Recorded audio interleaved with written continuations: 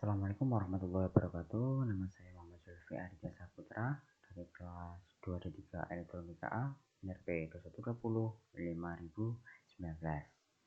Nah, di sini saya akan sedikit menjelaskan tentang tugas post-test dari mata kuliah Praktikum Pengaturan Otomatis 1, di mana saya ke bagian analisa karakteristik sistem. Baik, langsung saja kita masuk. Nah, di sini analisa karakteristik sistem, judulnya analisa karakteristik sistem, dengan tujuan yaitu menganalisa karakteristik sistem loop terbuka dan loop tertutup. Untuk alat inputnya sendiri yaitu PC, personal komputer, dengan menggunakan simulasi Octave nantinya.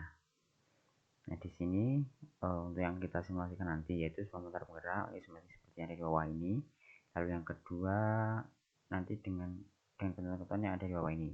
Ketentuannya yaitu mendapatkan transfer function dari sistem di atas jika outputnya yaitu ini dan inputnya adalah ini. Lalu mensimulasikan sistem di atas menggunakan MATLAB Simulink. Nah, dalam hal ini nanti kita menggunakan Octave.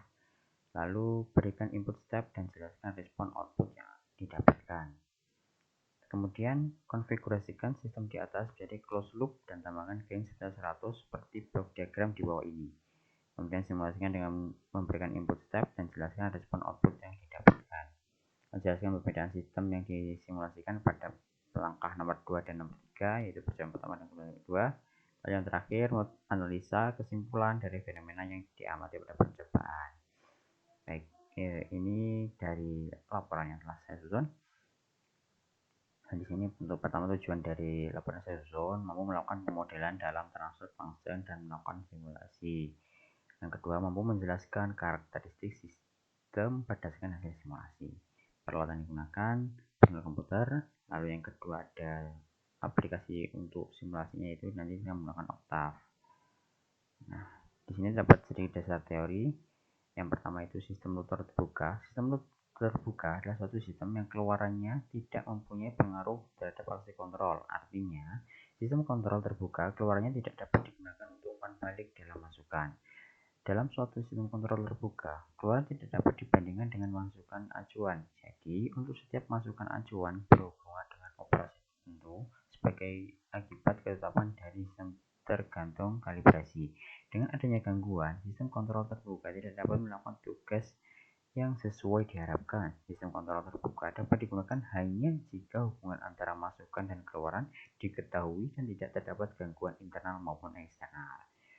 Kemudian ada ciri-ciri sistem kontrol loop terbuka yaitu sederhana, harganya murah, dapat dipercaya, kurang akurat karena tidak terdapat koreksi terhadap kesalahan, dan berbasis waktu. Nah, untuk contoh-contoh dari aplikasi sistem loop terbuka, pengontrolan atas berbasis waktu, media mesin cuci, oven listrik, tangga berjalan, rolling detector pada bandara. Dan yang kedua ada sistem loop tertutup. Sistem loop tertutup adalah sistem kontrol yang sinyal keluarannya mempunyai pengaruh langsung pada aksi pengontrolan. Sistem kontrol loop tertutup juga merupakan sistem kontrol berumpan balik. Sinyal kesalahan penggerak yang merupakan selisih antara sinyal masukan dan sinyal umpan balik yang dapat berubah sinyal keluaran atau suatu fungsi sinyal keluaran atau turunannya. Diumpankan ke controller untuk memperkecil kesalahan dan membuat agar keluaran sistem mendekati harga yang diinginkan. Dengan kata lain, istilah loop tertutup berarti menggunakan aksi umpan balik untuk memperkecil kesalahan sistem. Nah, gambar di atas menunjukkan hubungan masukan dan keluaran dari sistem kontrol loop tertutup. Jika dalam hal ini manusia bekerja sebagai operator, maka manusia ini akan menjaga sistem agar tetap pada keadaan yang diinginkan. Ketika terjadi perubahan pada sistem, maka manusia akan melakukan langkah-langkah awal pengaturan sehingga sistem kembali bekerja pada keadaan yang diinginkan.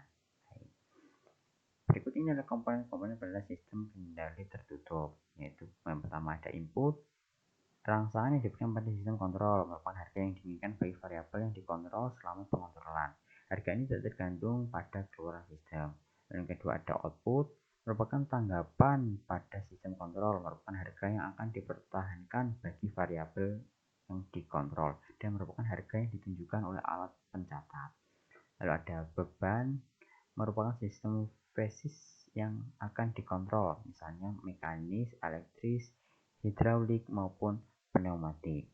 Lalu alat kontrol atau controller merupakan peralatan rangkaian untuk mengontrol beban, mengontrol sistem. Alat ini bisa digabungkan dengan penguat. Lalu ada elemen umpan balik, menunjukkan atau mengembalikan hasil pencatat ke detektor sehingga bisa dibandingkan terhadap harga yang diinginkan di setel seperti itu. Lalu ada error detector, merupakan alat pendeteksi kesalahan yang menunjukkan selisih antara input, masukan, dan respon melalui umpan balik feedback. Lalu yang selanjutnya ada gangguan, merupakan sinyal-sinyal tambahan yang tidak diinginkan. Gangguan ini cenderung mengakibatkan harga keluaran berbeda dengan harga masukannya.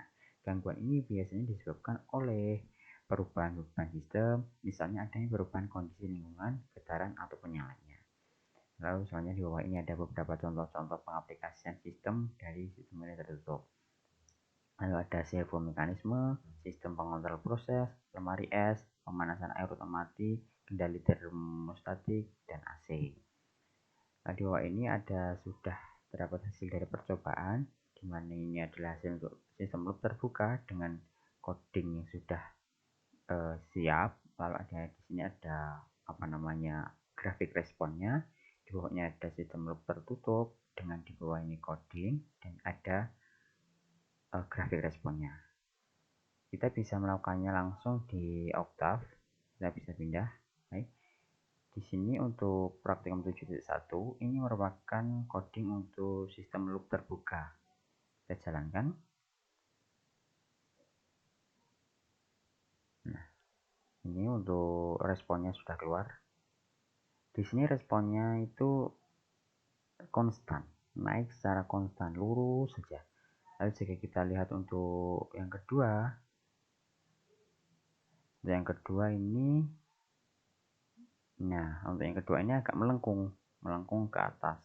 Kita bisa ikut dengan eksponensial. Nah ini sama codingnya sama juga dengan yang ada di sini tadi. Kenapa demikian? Kenapa coding 1 dan coding 2 memiliki respon yang berbeda? Karena pada pertama ini merupakan loop terbuka dan yang kedua merupakan loop tertutup.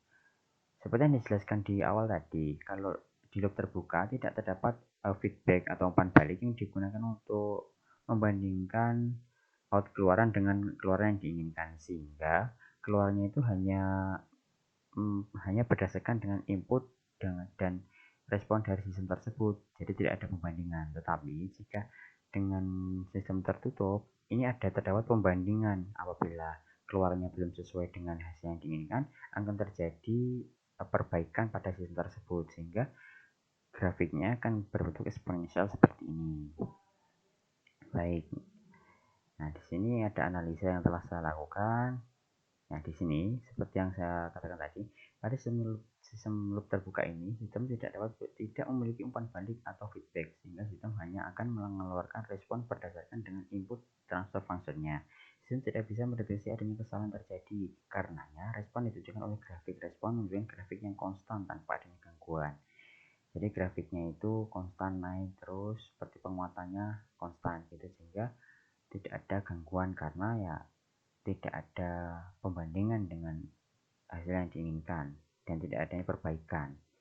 Lalu berbeda dengan sistem loop tertutup. Pada sistem loop tertutup ini, sistem memiliki umpan balik atau feedback untuk mendeteksi adanya error atau kesalahan dari sistem tersebut.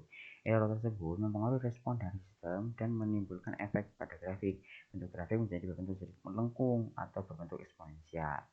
Nah, pembandingan output dengan hasil yang diinginkan ini menjadikan sistem ini memperbaiki dirinya agar outputnya nanti bisa lebih baik, lebih mendekati dengan output yang diinginkan, sehingga untuk responnya itu agak melengkung dengan berbentuk eksponensial. Untuk kesimpulannya, singkat saja, pada sistem loop tertutup ini, pada transfer function memiliki feedback, sehingga feedback ini akan mengaruhi output dari grafik. Bentuk grafik berbentuk eksponensial. Untuk kesimpulannya itu singkat, sistem loop terbuka tidak memiliki feedback, jadi tidak bisa memperbaiki kesalahan pada outputnya. Tapi untuk sistem loop tertutup memiliki feedback dengan bisa memperbaiki kesalahan yang ada pada outputnya sesuai dengan yang diinginkan, mendekati dengan output yang diinginkan. Baik, mungkin cukup itu yang dapat saya sampaikan. Dengan banyaknya saya sampaikan pastinya banyak kesalahan juga. Saya ucapkan mohon maaf dan terima kasih. Wassalamualaikum warahmatullahi wabarakatuh.